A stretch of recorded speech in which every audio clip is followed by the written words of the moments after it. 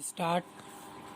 अध्यक्ष महोदय, railway bill पर चर्चा करते हुए मैं यह कहना चाहता हूं कि इस बिल में रेलवे की क्षमता बढ़ाने के लिए, अधिक डिब्बे बनाने के लिए तथा अधिक इंजन बनाने के लिए कोई प्रावधान नहीं किया गया है।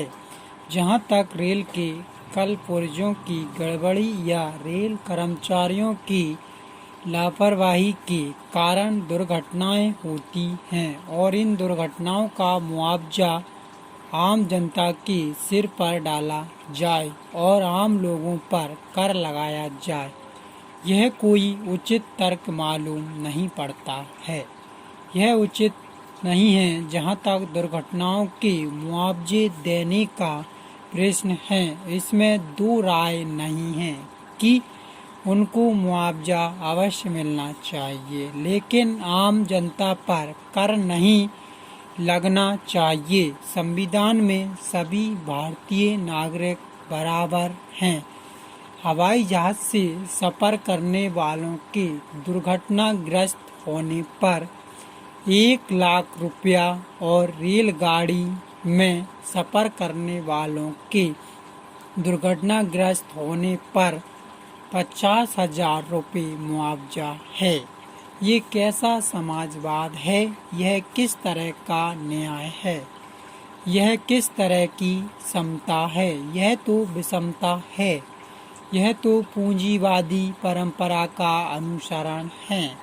कोई भी समाजवादी सरकार इस तरह का भेदभाव कभी नहीं कर सकती है। मैं निवेदन करना चाहता हूं कि यह भेदभाव समाप्त किया जाए और ऐसा भेद करके समाजवाद पर कोई कलंक न लगाया जाए।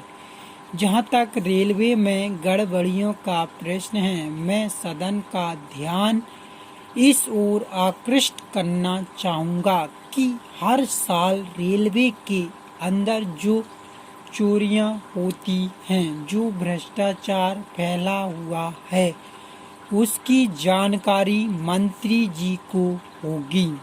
यदि इन गड़बड़ियों, चोरियों तथा भ्रष्टाचार को समाप्त कर दिया जाए और सुचारू रूप से रेलवे की व्यवस्था की जाए तो मेरे ख्याल से किसी प्रकार का नया कर लगाने की आवश्यकता नहीं है। मैं रेलवे मंत्री जी से निवेदन करूंगा कि वह सदन को आश्वासन दें कि जो गड़बड़ी है, जो अव्यवस्था है, उसको दूर करें। पैरा महोदय, जहां तक दुर्घटनाओं का प्रश्न है, उनका एक कारण यह भी है कि रेलवे के अंदर जान पहचान के बल पर बहुत से अयोग्य लोगों को नौकरी मिल जाती है। ऐसे लोग वहां पहुंच जाते हैं जो अपने कर्तव्य का पालन सही रूप से नहीं कर पाते।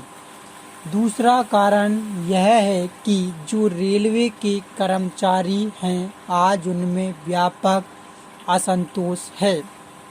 उनके साथ न्याय नहीं किया जाता है।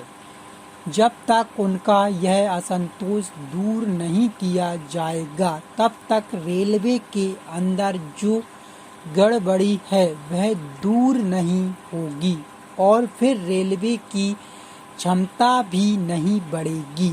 इसलिए मैं मंत्री जी से यह निवेदन करना चाहता हूं कि रेलवे कर्मचारियों में जो व्यापक असंतोष है उसको दूर करें, ताकि जनहित में, राष्ट्रहित में, देश के विकास के लिए रेलवे की क्षमता बढ़े।